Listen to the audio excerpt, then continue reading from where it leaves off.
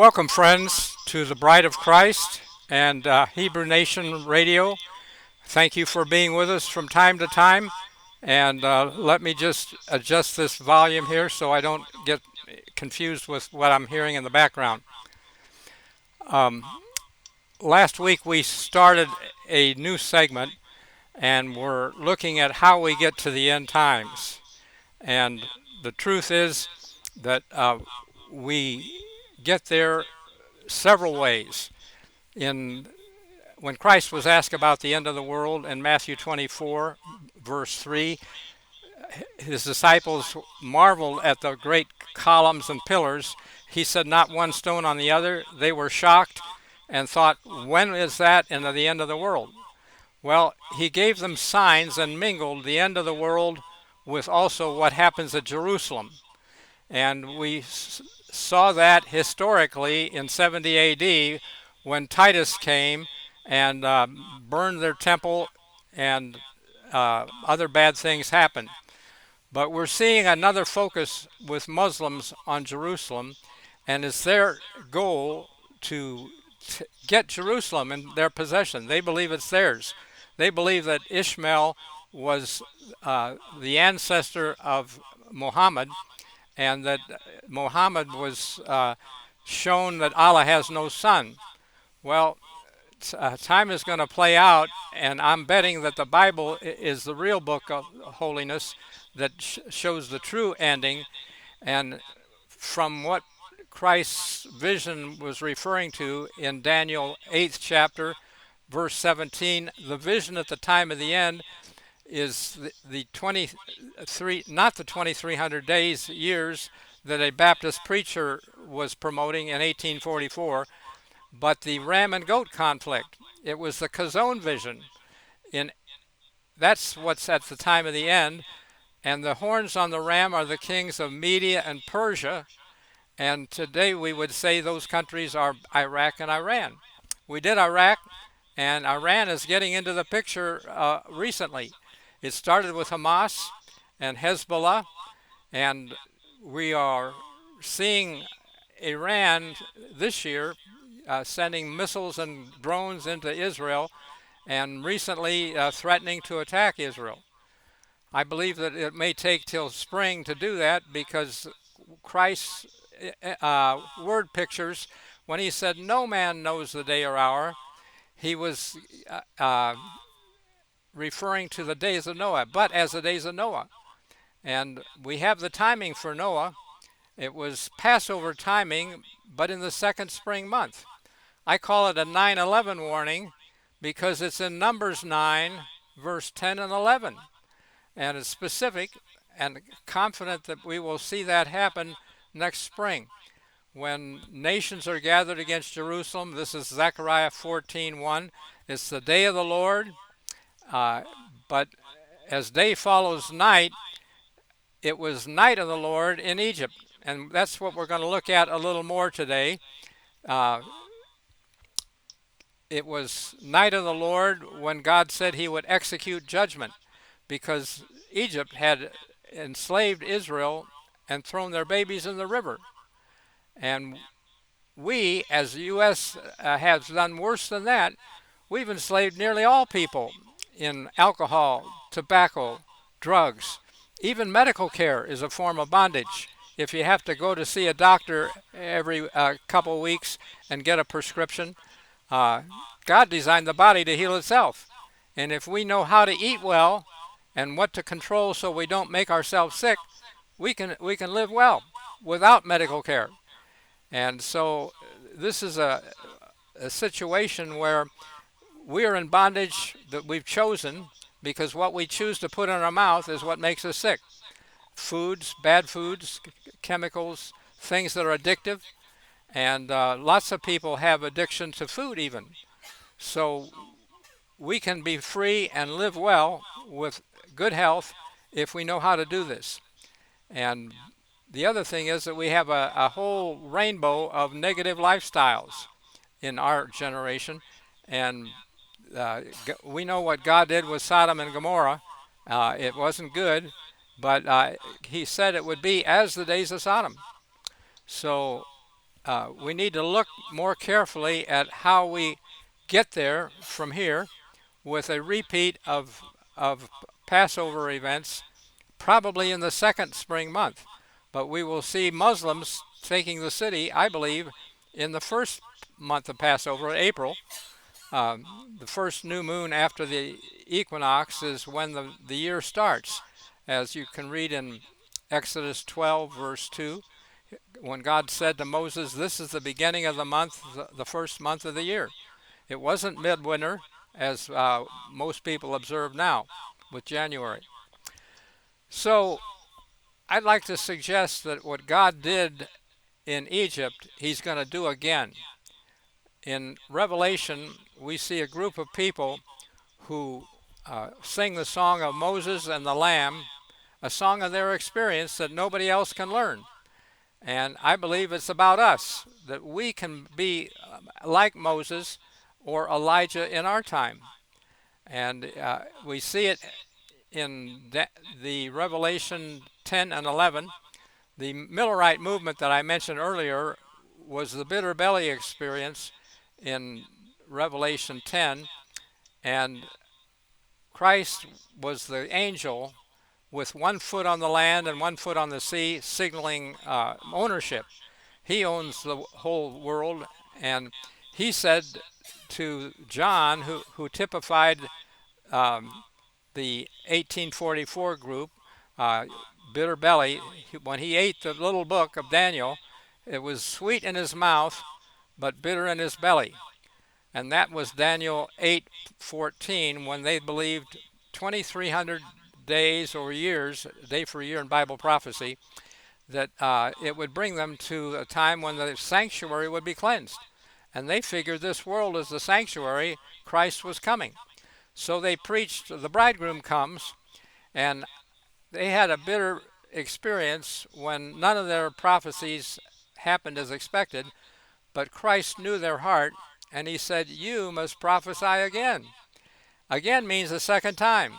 And it's for our time, because the real vision at the time of the end is not the 2,300 evening mornings of Daniel 8:14, but the ram and goat vision that's in the first part of the chapter. And the ram is a Muslim ram pushing from the Middle East. It's pushing north into Russia, south into Africa, west into Europe and the New World. It angers a goat that flies from the west and stomps this ram and breaks its horn, and that's the real message of Daniel 8, the time of the end. Well, if you look at Zechariah 14, it says it's the day of the Lord when nations are gathered against Jerusalem. The houses will be rifled, the women raped, half the city goes into captivity.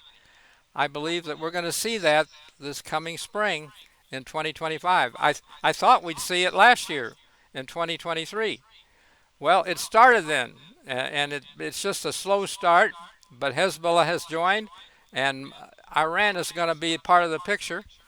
President Erdogan of Turkey has appealed for 57 Muslim nations to siege Israel. And so that's what we want to see when we get to the end time next spring. And I believe that we will see them take Jerusalem, and then the Lord is going to fight against them. We wonder how, but God isn't going to do anything without revealing it, it says in Amos 3:7. And the next verse is, "The lion has roared. Who will not fear?" Well, what's that about? Christ is the Lion of Judah, the Messiah, Yeshua. And Revelation 5:5, when he roars, the heavens and earth will shake. That's Joel 3:16. And by the way, that's also Day of the Lord context in verse 14. So, end time period of judgment, just like God came to Egypt and executed judgment for night of the Lord in Exodus 12, verse 42. He said, "This is night of the Lord," when he executed judgment. And a great cry went up from Egypt in verses 29 and 30. I believe that we're going to see that again this coming spring. And the point is that when he roars and the heavens and earth shake, it's not going to be just Jerusalem. It's about the whole world. I like what I hear on Hebrew Nation about the rule of first use. And the first use of the word or phrase, day of the Lord, is in Isaiah 12, I'm sorry, Isaiah 2, verse 12, when he said, it is day of the Lord. And if you flip 12 to 21, he is going to shake terribly the earth.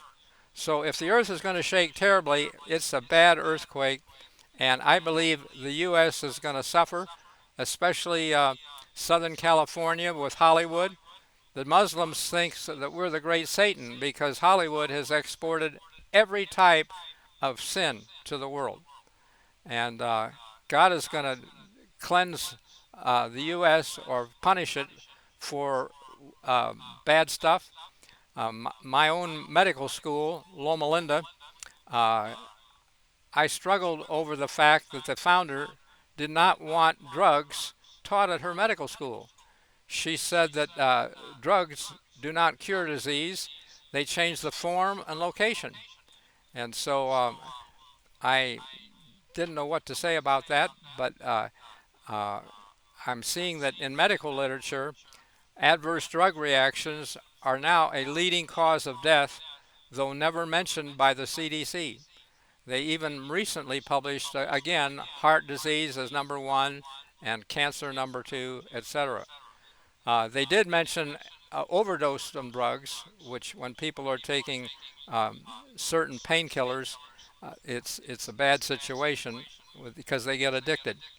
But bottom line, if we eat right, the British Medical Journal reported 73% better health, and most diseases can be reversed, according to the Cleveland Clinic's cardiologist, Dr. Esselstyn. In a video that I have in a book, I mentioned at the end, the book is titled How It All Ends at my website, and I'll tell that at the end. Okay, so here we are uh, covering what I believe are coincidences because Einstein said coincidence is God's way of remaining anonymous. Well, why would God want to remain anonymous? Wouldn't he want to be known? I want to share with you a personal experience I had about, um, I have to stop and think, it's about 65 years ago when I was in medical training. Maybe it's 60 years ago. I know it's, anyway, it was 1970-ish when I was taking internal medicine. And I made a remark to my wife one morning as she was fixing breakfast, standing on a cold floor, barefooted. I said, "You need slippers on." She was busy, and I was busy. And a minute or two later, our little son, David, about 5 years old, comes running with Mama's slippers. Well, did my heart so good to see him trying to be a help and doing what needed to be done without being told or even threatened. You know, I could have, I was bigger than him. I could have said, "I'm going to beat you if you don't get Mama's slippers." But that would give me no joy or happiness. It did me good to see him identifying with family goals and being of service. And I think God is like that. God doesn't want to threaten us. He doesn't want to beat us every time we do wrong. It gives him joy when we get it and we try to be of service. And so God chooses to remain anonymous when people get punished, like this earthquake. It will look like the Muslims did it, or maybe the Israelis, when they may have booby-trapped the city of Jerusalem so that in case their city is ever taken, they can pull the trigger and those Muslims will be out of there. Nuclear, maybe. I don't know. But I'm sure that we won't see God as doing this, But God will, it says, God will, the Lord will roar, heavens and earth will shake. Maybe he will use the Muslims and the nukes. I don't know yet. But God is not wanting to be seen as a punisher. We'd serve him from fear. Uh, he's a God of love. He deserves everything we can give him. And why not love and serve him and do the best we can without blaming him for our punishment? Ultimately, he is giving us free choice, and he wants us to discover that life goes better. The Ten Commandments are that way. If we lie, cheat, and steal, we're not happy people. But if we learn to do well, uh, it's better if you tell the truth. That way you don't have to worry about your memory and what did I do and who did I tell what. So that's it kind of in a nutshell. I'm seeing that the Einstein statement is profound and that what God did with Israel uh, was coincidence. He did a coincidence at Sinai.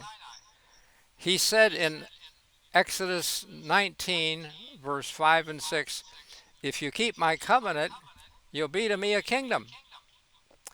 But he also said in Jeremiah 3:14, return to me.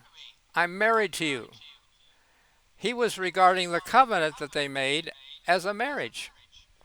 And so I'm saying those coincide. We get not only kingdom, but living in the end time, if we're ready for what's coming in the wedding parables, it's not about a snatch to heaven and where we eat cake or whatever. It's really about being his covenant keeping people, like Israel failed when they worshiped a calf 40 days after their covenant that they agreed to. And I'm seeing that God is not wanting a passive bride, like, well, yeah, we'll do whatever you say. He is wanting an active bride in seeking the covenant, like in Nehemiah 9th chapter, verse 38, when they uh, came back from the, the captivity with Cyrus, let them go free, and they um, sought to renew the covenant that they had had. And they said in the Feast of Tabernacles, they spent time reading through the law, book of the law, and then they said, we're going to make a covenant, and we signed to it and sealed to it. Well, the seals in Revelation 6th chapter have a contextual link to topics that we need to make the covenant. You recall that Christ said, beware the leaven of the Pharisees, referring to their doctrines or teachings. And our preachers today have leavened the bread. Uh, they just want smooth sermons so that you can swallow without even chewing hardly. But the real bread of life requires chewing and thinking about it mentally. And so that's what we need. And before he comes, he said that Elijah will come and restore all things. Well, we see that in Malachi 4, verse 4. Remember the law of Moses with the statutes and judgments. Behold, I send you Elijah. Well, that's interesting. And those statutes and judgments have a sevenfold emphasis in Ezekiel 20, where we find statutes, judgments, and Sabbaths. Statutes, judgments, Sabbath. Statutes, judgments, Sabbath. 7 times we find the statutes and judgments there, and they're linked to Sabbaths with an S. Not just the seventh day Sabbath, like the Seventh day Adventists think we have the Sabbath. Well, they don't have the annual Sabbaths. And it's not good because those are God's feasts. The seventh day Sabbath is the first one of other holy convocations that are enforced by the statutes. And so if Elijah is supposed to restore all things and he's restoring the statutes, God's group of people that he's going to give the kingdom are going to observe those feast days. and they'll see it happening on Passover. I think Muslims will be attacking Jerusalem at first Passover, and they will be in control of Jerusalem at the second Passover, maybe when they celebrate their victory. But God is going to roar, the Lord will roar, that's Christ, and he will, uh, it says the heavens and earth will shake. But that earthquake is the knock for the wedding in Luke 12:36. Be ready when I come and knock that you open immediately. Well, how would or why would we say that the knock is the earthquake or the earthquake the knock? It's because the ancient church of Laodicea, also where he knocked, ended in an earthquake. So that's proof that the Hebrew word for knock includes a severe meaning. And Christ is going to him that knocketh, it's going to be open. I believe that the Seventh-day Adventist Church will be open after their medical school in Loma Linda is on the ground. And to him that knocketh, it shall be open. That's really in the first wedding parable of Matthew 22. The remnant get their city burned. I think that's Loma Linda in the U.S., and probably Southern California is going to have its San Andreas movie fulfilled as well, because we are doing bad stuff, exporting sin to the world from Hollywood. So get ready for big stuff. And if I were living in Southern California, I would take Christ's warning to get out of Jerusalem, personal, and get out of the cities. Cities are going to be the focus point of martial law. So when Christ said, when you see them military, by the way, the abomination of desolation is a military enforcement of certain beliefs. If you're made to do certain things, just like Rome made people worship the emperors, just offer this incense and you're fine, or you'll burn, or uh, lions will eat you. Not good. This desolates people's faith. The Shadrach, Meshach, and Abednego did it fine. They said, King, we're not going to bow down. You can do whatever you want, but we're ready to die. And we need to be that way in the end time. And we'll cover more of this on the covenant and how we marry the bridegroom next time with the 7 topics from the 7 seals. Communion with Christ in unleavened bread is the same as union with Christ in marriage. Okay, those things go together. They're coincidental. Union with Christ, marriage with covenant, bridegroom, and communion at the time of unleavened bread at Passover. Second Passover next time. So thank you very much for listening. God bless you. We'll see you next week.